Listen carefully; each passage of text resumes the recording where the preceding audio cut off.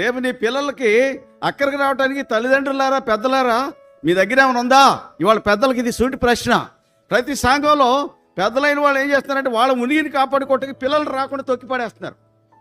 ఎవరొస్తున్నారు తరిమీది ఎవరు వాళ్ళ పైకి తీసుకురారు.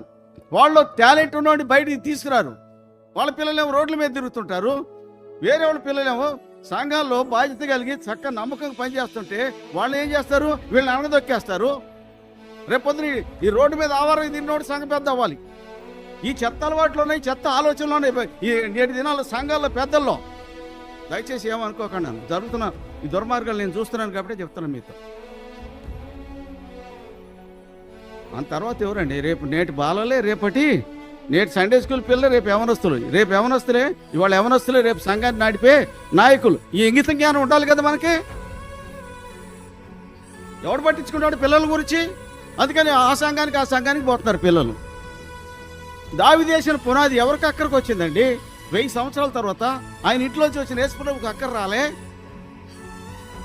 అవునే కదా? మరి వాళ్ళు ఎందుకు లేదా ఆ క్రమం? ఎందుకు లేదంటే మనకి ఇంగిత జ్ఞానం లేదు. దేవుని వాక్యం మనం చదవం. దేవుని వాక్యం చదివితే దేవుని వాక్యంలోని విషయాలు మనకు అర్థమవుతాయి.